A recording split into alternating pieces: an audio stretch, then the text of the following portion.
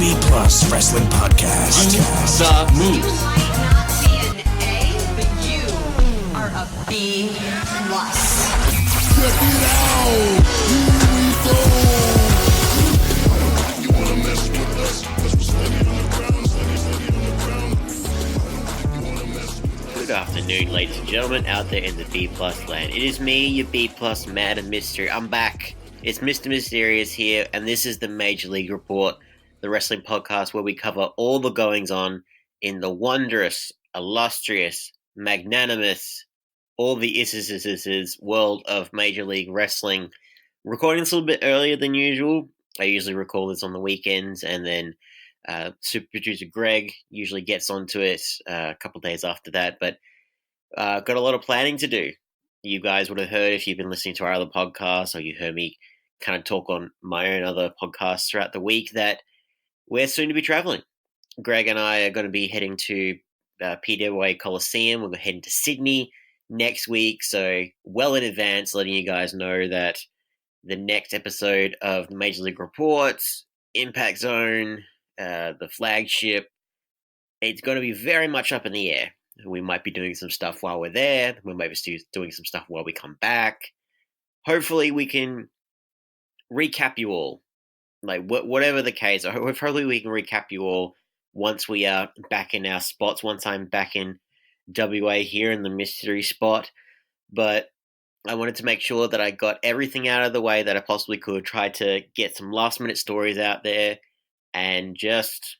yeah, I felt like this was a good time to do it. More time than anything to get onto the world of Major League Wrestling, slowly heating up, getting bigger and better each and every week.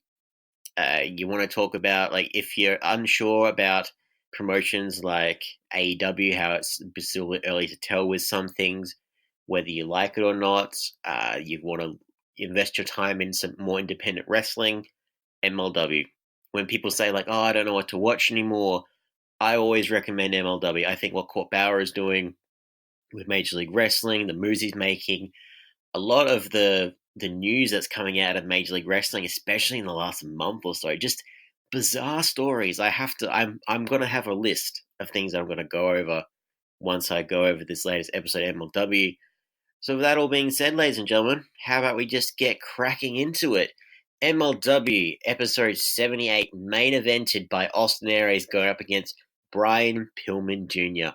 We don't have the traditional theme song introduction, and we don't get it at all throughout this episode of Major League Wrestling. So, like, sometimes if they don't have it at the very start, they'll have a match, and then they'll have the intro. No, not the usual introduction at all, which is a very, like, oh, okay, bit of off-kilter week of wrestling here. We started out with Los Parks, LA Park, and his son El Hijo de LA Park go up against Magnus, the luchador, not the current NWA World Heavyweight Champion Nick Aldis, who was formerly known as Magnus in Impact Wrestling. Trust me, you try and look up Magnus, the first thing that will pop up is Nick Aldis. You have to really specify, no, I want to know about the luchador, Magnus. Did you mean Nick Aldis? No, I meant Magnus. It took me a while to look up a bit more about him on Cage Match and a couple other sites, so he's still relatively newcomer, more known for CMML. And Septima Dragon. This was a Lucha Libre, Lucha Rules tag team match, which pretty much meant that anything goes. So referee's discretion and all that, which is a bizarre thing. So this was, both teams could have done anything, but the only team that used weaponry, just went on the outside and went ballistic, was Los Parks. So I don't know if Magnus and Septimo, they just didn't want to, or they just, I don't know. I felt like they could have, like, given the amount of, like, the chaos that was in this match, I feel like they could have got a few chair shots in there, like crack one over El Hijo or something. I don't know. It was very weird. But yeah, we're used to our, like, casual, high-flying Lucha Libre action, but this one is a little bit different, a little bit more chaotic, and it has LA Park in it, which means instantly it's 110% better. I love this match. I love this match so much. Usually, I'm just like, and it's bad to say, like with Lucha Libre, it's like, oh yeah, it's going on, but MLW has conditioned you just like this is going to be an entertaining match. You can't really say much more than that. But this one, there was a lot more extra layers to this than I ever would have thought about. And you have initially, so first off, El Hijo, his attire coming out just like Carnage from Venom, Spider-Man. Yeah, perfect visual. Love the striking reds and the blacks and the smile. Brilliant. Absolutely loved it, and it set the prelude for a Carnage filled episode of Major League Wrestling, or for their match in particular. You have LA Park. I don't know where we sit with him in terms of he can do whatever he wants, right? He'll do fist bumps at the crowd. Like Selena is the heel manager. She is the businesswoman. She's the impresario and everything else. But that's not necessarily her clients. So LA Park can just be whatever he wants to be. Which, like, if you think about it, who's really the face in LA Park versus Fatu? Like, you have to say LA Park, but just by default, even though Selena will probably be a little bit, she'll get involved potentially just to ensure that her client walks away with the gold, if that is indeed what happens. But yeah, I found it strange. It's LA Park. He's like, and Selena didn't tell him off, just like fist bumping the crowd and asking people to cheer and just getting into it. And she's like, I feel like Selena is at that point where she's just like, I have the Destroyer with me. I can, as long as he's happy, I don't care what he does. As long as he's happy and as long as he makes me money, sure, do whatever you want, mate. Go to the crowd, you filthy animals. And Selena, once again, amazing manager, on point with her latest outfit. That's all I'll say about that. Commentary agrees with me about El Hijo de LA Park. I've been saying this for weeks now about him being more of a so LA Park transitioned from a high flyer to a brawler, and El Hijo is more of a brawler, but he'll add the high flying. But predominantly, he's got the same kind of style as his dad. And I feel so glad. It's like, oh, it's nice that Tony Schiavone agrees with me. Like, I see you, Tony. I see you.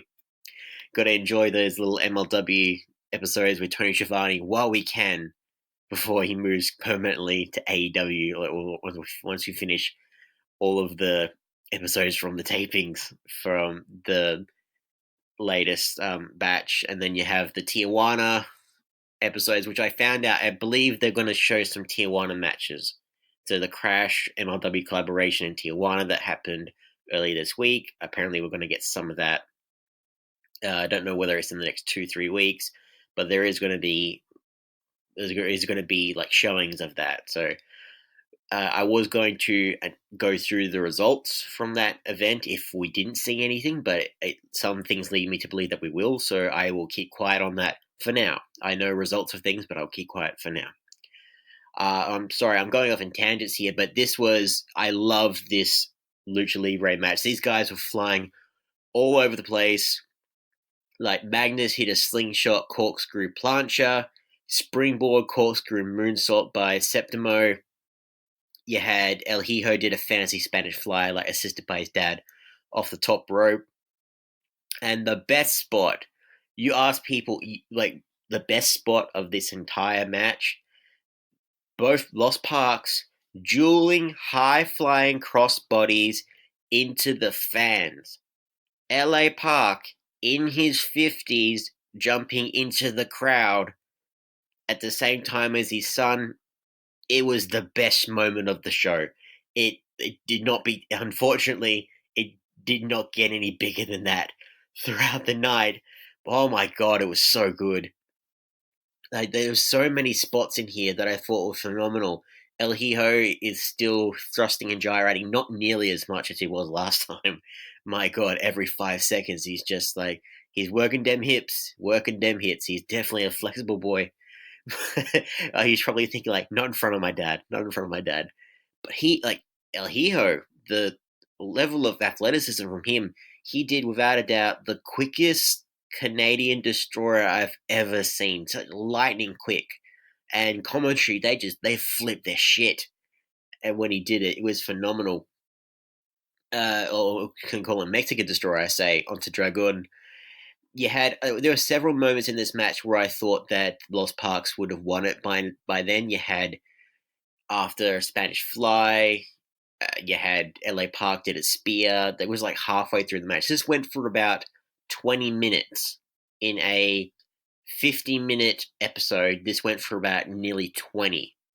That's a long time, and that's usually not what we get with these high flights. That usually will go from maybe like 10, like depending on 10, 15, depending on, but 20. Just going to show that they want to remind people just A, how good LA Park is, B, how much of a good tag team Los Parks are, and just see just the amazing lucha libre talent they have here. Yeah, put it on full display. I mean, it's incredible. You have Magnus and Park. They like towards the end they were took center stage. Park ran into a boot in the corner, and he responded with a. I'm trying to. He's like, yeah. It's like I know that was his scream. It was just like it was like a yeehaw, but it was like a mixed scream in there. Charged at him like a bull, but Magnus dodged out of the way, and Park went through the ropes into the ring post. It sounds like I'm saying Pack, like or Park, but I apologize for people if I'm not enunciating properly.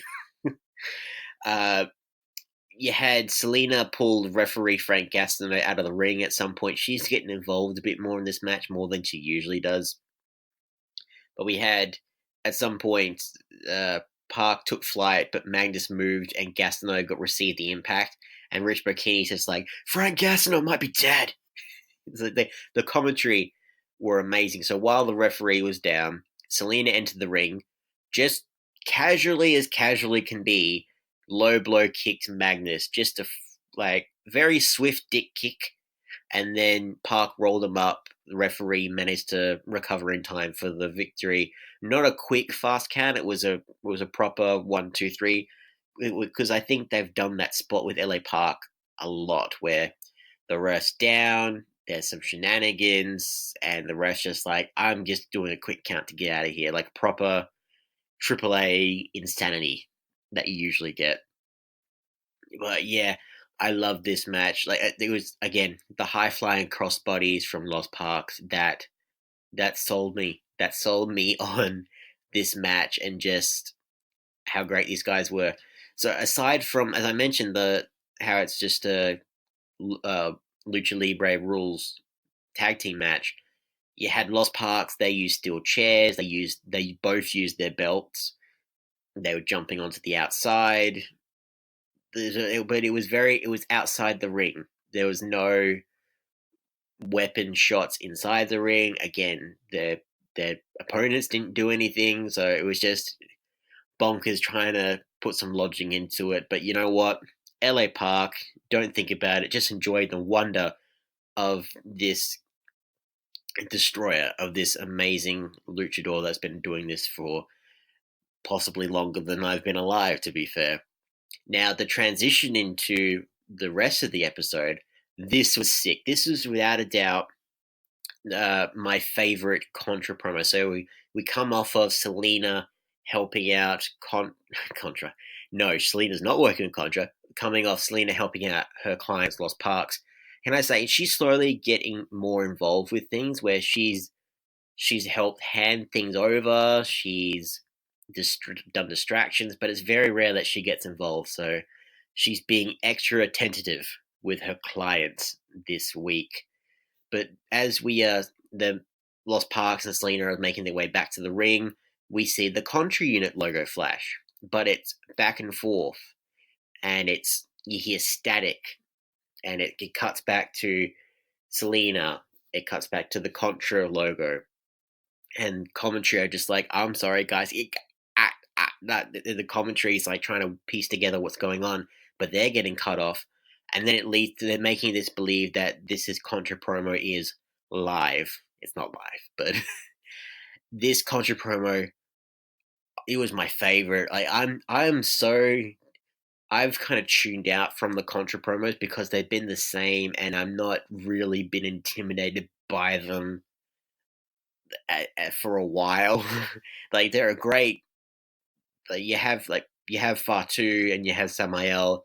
They're phenomenal, but the whole like the logo flashing, we've had it for months now. It's kind of worn its welcome. So they're just like, okay, we need to step things up a bit. And this was, without a doubt, the best Contra Unit promo they have ever done. Probably one as well because Simon Gotch wasn't in there. Or Ikaro Kwan. It was just Fatu with Samael as like the manager, as it should always have been. That's how it's always, and that's how it should be built. Jesus Christ. But you have Samael start saying that Selena is running her mouth, like she calls herself a businesswoman, but Contra is a cause. We are at war. This is a crusade. And then Fatu, Fatu. I love Jacob Fatu. Like, in the short time that I've got to know him in Major League Wrestling, he can make you believe that he'll kick your ass.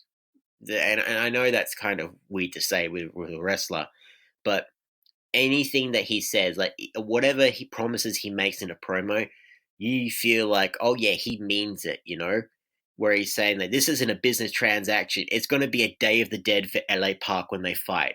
And I'm just like, yep. Like he's going to kick LA Park's head off. He's going to do all this shit. I believe him. And he's just got that intensity, just that Samoan fire that you just, I can't describe it. It's incredible. And if you weren't hyped up for Saturday Night Super Fight after that Contra promo, I don't know what to tell you, because I need to seriously question your viewing experience, because that was so fire. That was so good. Oh dear. But it was such a great transition from the Lost Parks match. We had Rich Burkini follow on, inform us that Teddy Hart was cleared by his own doctor, as I mentioned last week. You had a little bit of a promo from the Von Erichs for the Dynasty. They're just saying, who do you think you are, gonna tear down a children's hospital to make a casino, or some hotels? We need to teach you punks a lesson in Mexico by winning the tag team titles. And then it cuts to the Dynasty having their promo, how they are protesting that they're going to have their lawyers, aka Richard Holliday's father, go over the contract some more. And they've reviewed it, and they're saying it's not up to par. MJF, not even close, not even up to our standards. And we aren't going to Mexico. Adios, amigos. This is where the whole the tapings coming out like later on and live stuff happening. This is where that kind of, unfortunately, it can't be helped scenario happens, because on the MLW Instagram, on full display, you see the Dynasty in Mexico, in Tijuana, just saying to the crowd they should learn to speak English. So we know it's happened. We knew it was going to happen, but make me believe, man. And MLW rocking a hard place, because if they had waited another week to put that up on their Instagram, their results would have been out already, which they are. Yeah, they're damned if they do, damned if they don't. So we know already that the Dynasty were going to be in Tijuana, despite everything they said. Funny promo, great promo. No complaints from either of them. I will say, so when we transition from the Von Erichs to the Dynasty, especially in the week of wrestling that we've had, imagine if the Von Erichs went to NWA. Oh my god. That seems like it would be a perfect fit for them. I'm not saying MLW is not, but man, just that NWA are just gonna be like, Kerry, can you get your sons to come over here? You kind of need the star power, and just We need to bring back the nostalgia and the history and just come on, over here. Oh dear. We had a new match announced for the MLW pay-per-view. You have Alexander Hammerstone will defend his National Openweight Championship against Davey Boy Smith Jr., which joins LA Park versus Jacob Fatu, and confirmed as well Timothy Thatcher versus Tom Lawler. Now, before I get into the other half of this episode of Major League Wrestling, we'll have a quick listen to Greg with our sponsors and get into all the other stuff right after this. Promotional consideration paid for by the following. Hey guys, just a reminder, if you want to hear all of these wonderful B Plus podcast episodes completely ad-free, make sure you head over to Patreon or Podbean, where we are the featured podcast this week. You can subscribe for as little as $1 a month up to $10 a month, where anything you want to help us with, it really helps out. It's going to help us grow the site. It's going to help us redesign some things, and everything that we get through this and through the advertising as well is all going straight back into the podcast so that we can get Aussie Graps out there for the rest of the world to hear about, for the rest of the world to see, so we can grow this mission of watch global, support local, and build indie wrestling. So if you want to be a part of that and get some really cool rewards like call-in shows, bonus episodes, ad-free like I mentioned, then head over to patreon.com/theb+ and subscribe today. Hey everyone, just want to take a second to tell you about one of our new sponsors, Outbreak Nutrition. Outbreak Nutrition are creating supplements for survival, sharper minds, quicker reflexes, all the energy you need to take your performance to the next level, whether that be on the field, in the gym, on the gaming field. That's right, they have specifically designed gaming supplements as well to help you focus on those late night sessions. They even sell coffee, you guys, at Outbreak Nutrition. You can get coffee pods, you can get coffee beans, you can get supplements for the bedroom as well if you want to enhance your performance there. These are performance enhancing supplements for every aspect of your life, specifically designed by gamers, for gamers, to stay fit and healthy in the gym, to stay sharp and focused on the game, and to dominate in all areas of life. So check out OutbreakNutrition.com, and for being a listener of our podcast, they will give you 10% off your order when you enter the code B+. That is BPLUS at checkout. So make sure, if you want to stay on top of your game, if you want to take your performance to the next level, OutbreakNutrition.com, enter the code B+ at checkout. Coming back, ladies and gentlemen, the second match for this latest episode of MLW is Ariel Dominguez up against the Bone Collector, the Brazilian Jiu-Jitsu purple belt, Dominic Guarini. And this is Dominic Guarini's MLW debut.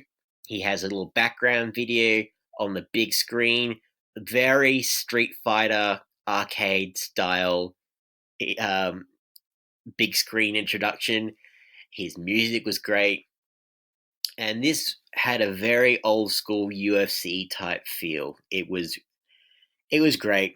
And I want to point out just little things. So Dominic Guarini came out in his gi, which it signifies him as they're highlighting him more as a Brazilian Jiu-Jitsu guy, as a mixed martial arts guy, more so than as a professional wrestler, because this guy got trained by Tommaso Ciampa. He got trained from I looked it up before, but they're exemplifying him more as, like, for his other efforts outside of wrestling. Well, sorry, I apologize. Johnny Gargano. He was trained by Johnny Gargano and Candice LeRae. The dude is violence personified, if ever there was one. And it's weird. Like, I don't... With the gi, like, it kind of threw me out of it. And I know it's meant to be kind of intimidating, and it makes Guarini seem like a professional at what he does, and he is, and he could probably beat me with, like, his pinky finger. But it's just like, I thought, a little bit cheesy, coming out with the gi to a wrestling match, you know? I'm warm to it now, and even commentary, they're just saying how, well, what's to stop a wrestler from just grabbing onto the gi and bringing someone in to do a chokehold or do an armbar or a submission? That can always be at play there. But no, my fears were quickly resolved after a couple of minutes because, like I predicted the past few weeks, Dominic Guarini, it took maybe 2 minutes. It took 2 minutes, and uh, I feel sorry for Ariel Dominguez again. He is the resident MLW jobber. It's his size. It's his size. He has the he's got the Chad Gable thing going on, except MLW don't disregard him and make short jokes and everything else like that. But I say 2 minutes, and I will say as well with the Brazilian Jiu Jitsu thing, you note that like from all the hype packages and everything else, I thought that this guy was a black belt or something like that, but he's a purple belt, and I'm very novice to a lot of martial arts things, but I had a look. So purple belt is like when you're practitioner, like you've done it at least 1.5 years or about 5 years in Brazilian Jiu Jitsu, and it means more time to improve. So I like maybe as he's like becoming more introduced into world professional wrestling, and he's also continuing on with his Brazilian Jiu Jitsu, we could see the brown belts, the black belts, the black with like all the extra stripes and all that until he becomes like the highest of highest grades.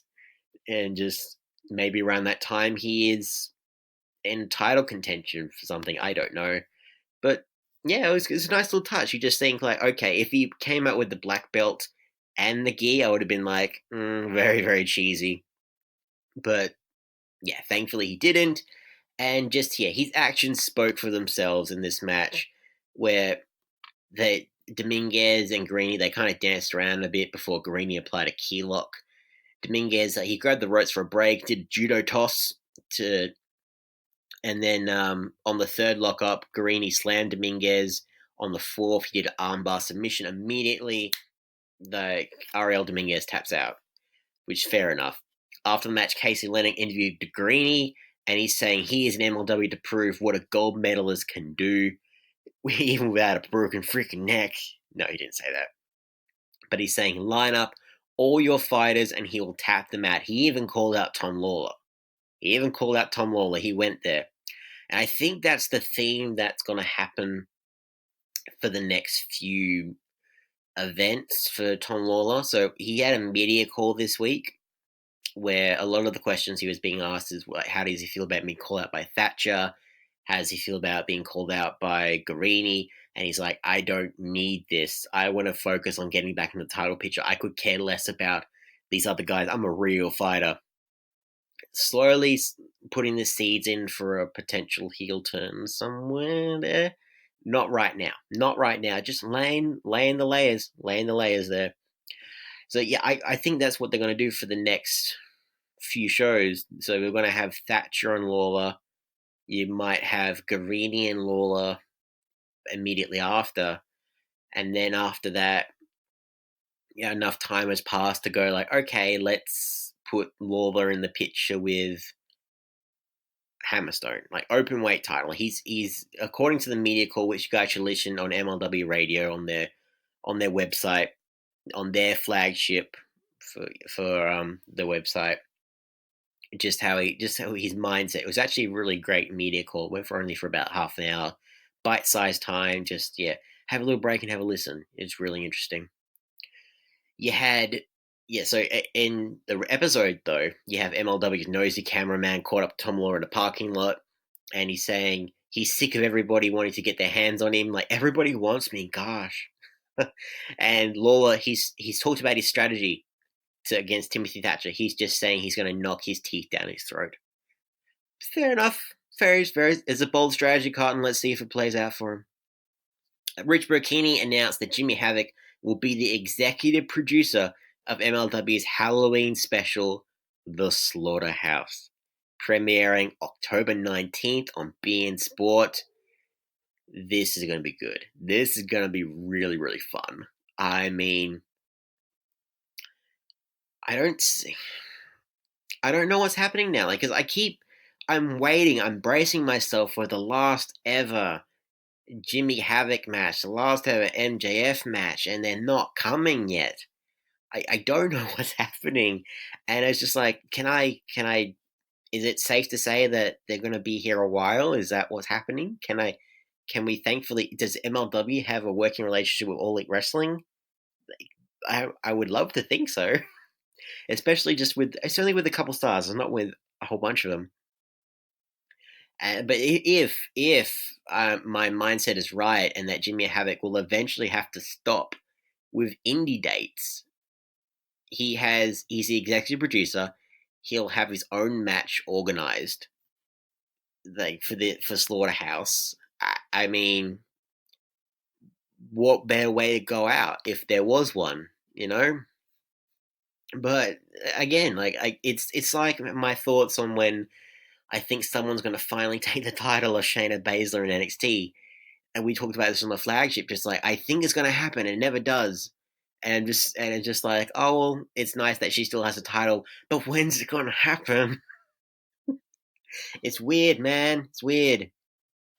Yeah, I can't wait to see what Jimmy Havoc's Halloween Hell looks like in Major League Wrestling. If you look at some early MLW episodes, you can kind of see what he might be going for. But dude, can't wait. Can't wait.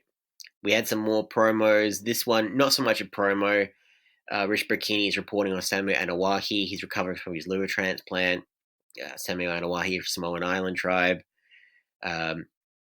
While Samoans, and just, we're in recovery time now. So they put up the GoFundMe on their website. They put the link to it, and they're encouraging people to donate. I've had a look at the time I'm recording. So the goal is about $25,000. They've nearly reached half their target. They're about just under 12,000. So more of you guys who could donate, the better. Like, we have here in WA, like, the people that I associate with in professional wrestling, like, there's a lot of history there with the Samoan Island tribe, and like, Samu Anawahi is talked in irreverent tones. He has done amazing work for the independent wrestling scene, and yeah, he deserves to be treated as such, and he deserves that people show their respect and pay homage to the work, the legacy of the Anawahi family. Yeah, any amount you guys could donate would be greatly appreciated. And yeah, if you have some money to spare, please, our Patreon as well. I talk about it at the end of every episode, but I mean it every time, guys. Like, any amount you could donate would go a great deal to all of our stuff that we've got going on. Yeah. We have an announcement that MLW have signed a new star from Mexico, Gino Medina. There was rumors that MLW Court Bauer specifically was looking at a blue chipper, a once-in-a-generation megastar in the making. And sure enough, he got in touch with El Intocable. I apologize for my Espanol, but that means the untouchable. Somewhere in the world, you have TMDK. Their eyes have just woken up. So that's his tagline, the untouchable Gino Medina, who was trained, as I looked up, from Cage Match by Booker T from Reality of Wrestling, Booker T's promotion. He is a 3-time champion in Booker T's promotion. He's held the belts. Like, each of his title reigns have been very lengthy. He's been the guy for Booker T for a while, and he's being recognized as such by Court Bauer. 23 years old, already a veteran of the ring. Apparently he made his debut at the age of 6 as a mini in a match. Jesus Christ.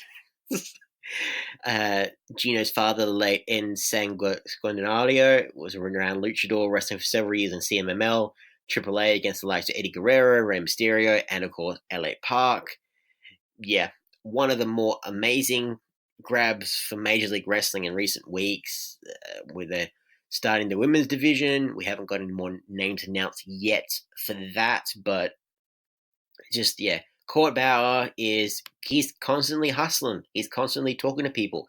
Interestingly enough, if you follow him on Twitter, which I do, and you follow MLW, which you should, he actually retweeted me on Twitter, which is really cool because of my love for Moon Man from last week. I just said, more Moon Man in MLW. He's just like, hell yeah, man. But one of the things that he posted on the 6th of October, I'm going to say, like round about earlier in the month, he ran into Rush backstage when they're doing their Tijuana show, like where they're doing the Crash stuff.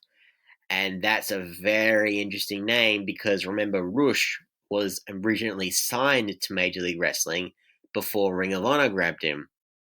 Now, Rush is the current Ring of Honor World Heavyweight Champion. He defeated Matt Taven at their last pay-per-view. Undefeated, Toro Blanco, man. Amazing, like part of Los Ingobernables. Jesus Christ. And it looked like we were bracing ourselves for LA Park versus Rush. That match was meant to happen. That was going to be the once in a millennia match. That's how we're billing it, anyways, for Major League Wrestling, and it didn't happen. I can see Court Bauer trying to sway Rush to come back. You know, like he just is a casual tweet, but I'm just like, interesting. He's probably just like, I still want to see it happen. I do. I absolutely do. And like, Rush is no longer a part of CMML. You know, yes, he's part of Ring of Honor as their champion, but man, and Jesus Christ, it just came to me. If LA Park wins the world title, collaboration, champ versus champ, I don't know. This is, again, bad booking territory, but I would love to see it. Just throwing it out there. We've got one last promo. I promise, guys, one last promo. MLW, they have so many promos in the build-up to the matches, but it when you watch it, it feels natural. It probably just sounds longer the way I'm describing it. We had an Injustice promo, but they have shit to talk about after last week, where it kind of took me a while to piece it together last week, and I'm sorry if I came off very scatterbrained last week.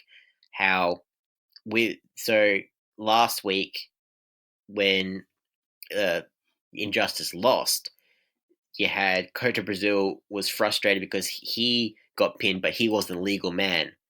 Now that gives Injustice actual heat to work with, actual like, man, MLW out to get us, Court Bauer out to get us, the referees out to get us, we want our justice. That gives them material, and they're running with it this week. John Oliver claimed that MLW doesn't want talent like Injustice to succeed. No matter what happens, they will get their justice. They really give it a little bit of twang on the justice.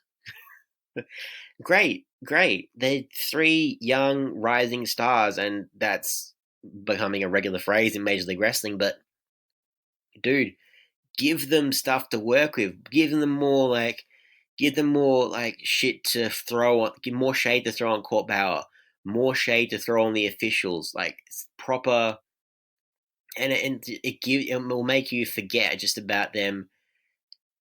How they're saying that everyone's out to get them, which is why they've been cheating, but there was no one really doing anything. And now, if there's like bad calls or like delayed refereeing, like them not checking other wrestlers who actually have weapons, just weird shit. I don't know, weird shit. Just give Injustice more things to do so that they can grow. And I can't imagine who they.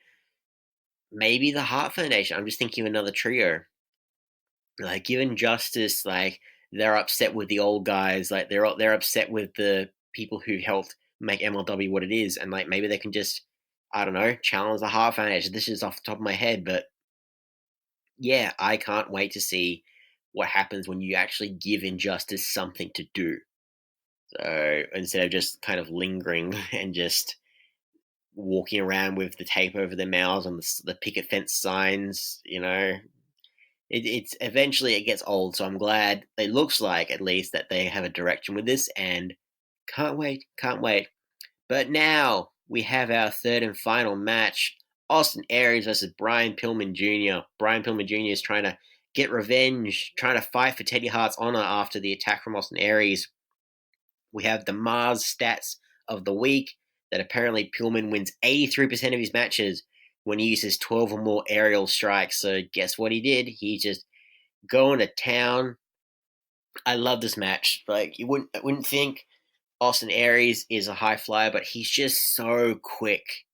He is so quick, and he threw Brian Pillman off guard so much with just how he would unload on him. Like, Aries slapped Pillman across the face to start off with. Pillman demanded another. Apologies, guys. And then Aries spit in his hand, loaded it up. Pillman caught Aries' arm and stuffed the spit-filled palm back into Aries' face. Gross. Pillman was in charge for most of the match until Aries knocked him down on the floor after attempted springboard maneuver. Aries followed up with a suicide dive and a flying drop kick. This is where the Asian experience came in with Austin Aries, where Pillman, he had a spurt here and there, but it was Aries. Like from that point on, it was Austin Aries picking Pillman apart piece by piece. Like, straight up, just a very Randy Orton-esque, just like piece by piece, he would just slowly work at him. And just, yeah. For the finish, Aries smashed Pillman to block a suicide dive. A little bit of miscommunication. There wasn't as accurately timed as they could have done it, but that's okay. And they had a running dropkick in the corner, and then Aries did the brainbuster to get the pinfall. I'm a little worried about Pillman. Now, I've had to think about this because Pillman, his last win was against Holiday, and that was with the whole Eddie Guerrero with the title, and then the low blow, like the lie, cheat, steal tactic. But before that, man, he's lost to like Hammerstone. He's had a lot of. I'm trying to remember the last time he's actually won properly. Like, he's lost Austin Aries, of course. Like, he lost the tag titles for the Hart Foundation. He was the one who lost the tag titles. I mean, at what point does Pillman's, like, he's a lovable loser maybe at the moment. At what point do you have to go, like, you know what? He's reaching for the stars too quickly. Make him focused on the smaller picture. Like, make him focus, like, on racking up a few more victories. Hell, have him fight, as I mentioned, Injustice.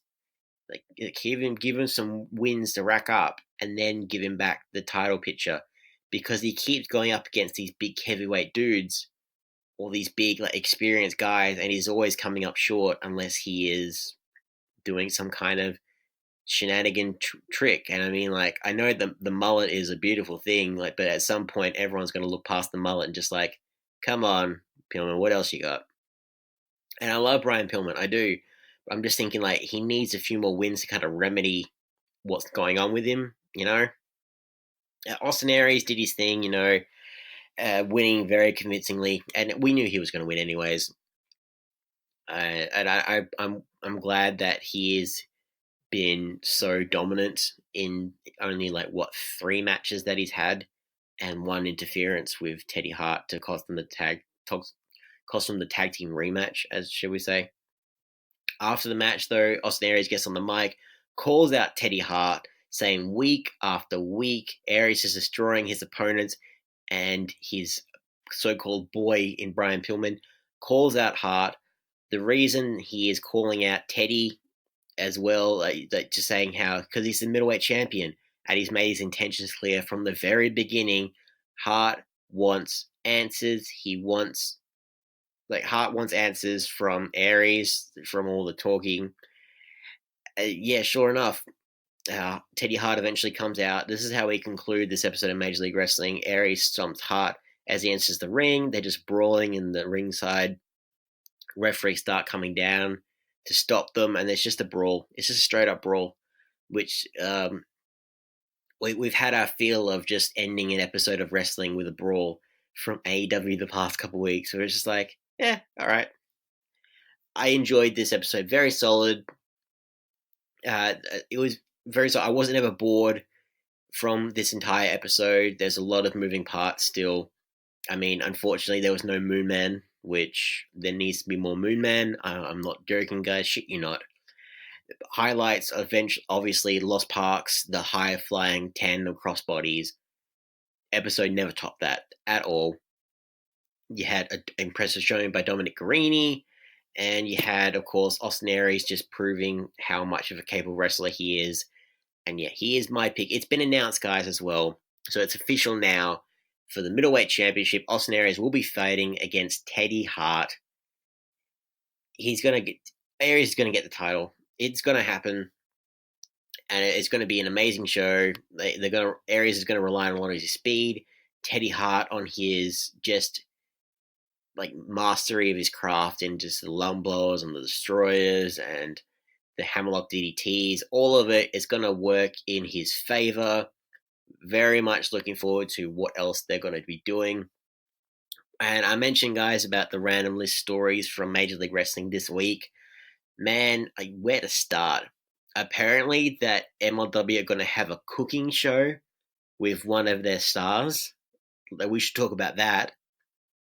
There's talks that a certain someone in MLW could be in the mix for his or her own series centered around cooking. You know? We don't know. And MLW have a lot of interesting characters who center around cooking. You know, Austin Aries with his vegan, plant-based lifestyle. You know, he's got his book out. You know, that might do something. Old Mansa could maybe do something. Fishing and frying. You know, you have a Dynasty do a cooking show. Why not? Barrington Hughes isn't doing anything for a while. Like him going around touring Miami's finest food joints. Like, I don't know what to make of this. Like the next, food show with a current wrestler. I don't know. I'd have to think about that some more. I don't know who that would fit. Like, it's Barrington Hughes, haha, because he's a big guy, but. No, very weird. Cooking with Mansa, cooking with Moonman. Please, cooking with Moonman. Why not? Yeah, MLW hyping the Opera Cup happening in December. The cup hasn't been defended since 1948. Guys, it's been over 70 years, man. It's been over 70 years since we've seen the cup be defended. Or people fight for it. You know? Why not? I can't wait for the Opera Cup. Just that bit of history, and you know, NWA were just like would have been something that they could have just grabbed the bull by the horns and just worked with, but just like they missed out there, unfortunately. But there's aside from that, you've got the news about Leo Bryan is returning from Diablo Canyon, looking for a fight. The lover boy, Leo Bryan. I mean, he's looking to shake things up by dishing out punishment and Oklahoma Stampedes to jail to just destroy everyone else in his path. After a couple weeks ago when he came back as Dog the Bounty Hunter, there's really no other way to describe it. He came back as Dog the Bounty Hunter. That's going to be an interesting one. Again, I don't know whether his partner's going to be coming back, or if the Dirty Blonde's going to be coming back as a tag team. Is Colonel Parker coming back? I hope not, but we will see. Sure enough, like next week, it's going to have the MLW Crash. That collaboration is going to be part of next week. We're going to see the title versus title match between Alexander Hammerstone versus the Crash heavyweight champion Ray Horus. Both of the belts are on the line. What's going to happen there? What's going to happen? Like I mentioned last week, I'll say it again. On the off chance that they were actually going to have a definitive winner in a title versus title match and not have a DQ or something, I would love to see Hammerstone with the Crash belt, because Ambassador, the guy ticks all the boxes in my mind. Athletic, and yeah, just to have another Gaijin wrestler with a big belt like that, I would love it. But yeah, and yeah, as I mentioned, you're going to see the Dynasty in Mexico. They're going to be, and what's the status of the tag team title match there in Tijuana? We'll find out. We're going to get a little bit of a talk by Brian Pillman Jr. about Austin Aries, about Teddy Hart. We're going to see Promociones Dorado. Then we're going to be building up. Again, we're getting more stuff with Contra and Promociones Dorado. Cannot wait. Finally, we've waited, and now, especially after that Contra promo, oh my god, more of those, please. Like, it won't be as impactful as the first, but man, more of those. My god. And then we should end, I suppose, on the weird news that came on my desk. I'm going to end, as I kind of mentioned from and started from last week, Moonman, my favorite part of last week after the Bunkhouse Brawl match. So when Mance Warner got arrested, his uncle Moonman got him out of jail so that he could get ready for his match. So he was bailed out of the New York City jail, you know. And apparently you have Mance Warner has returned the favor. So after recovering in hospital after the brutal assault by Jimmy Havoc, old Mansa had to bail out Moonman from the Hickman County jailhouse because apparently, I don't know where they got this wild accusations from, but apparently Moonman was caught barefooted running a fairly complicated moonshine enterprise. Like, can you imagine? Like, I can't believe it, guys. I mean, Moonman, really? Just look at the guy. Like, could you imagine him doing something like that?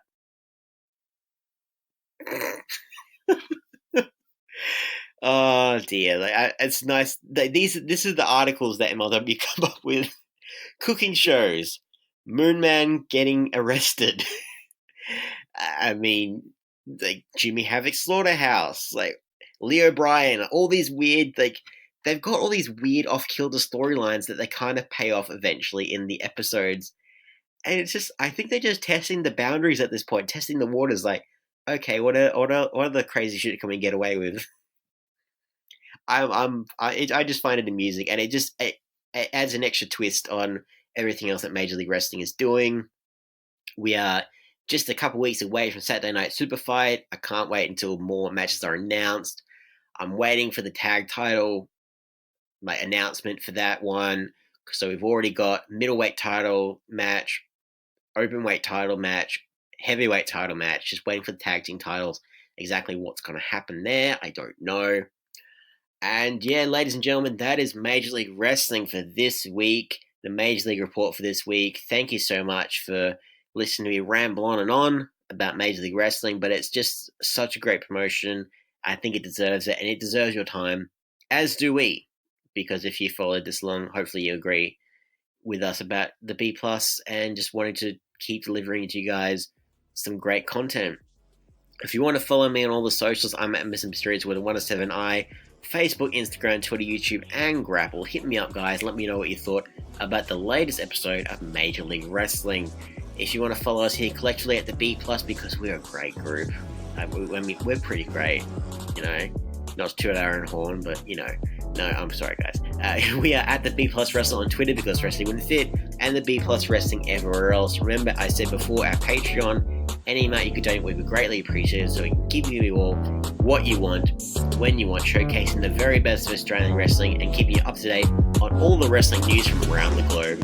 So like, share, subscribe, hit that 5-star review. I've been Mr. Mysterious with the Major League Report, and I will see you guys all very soon.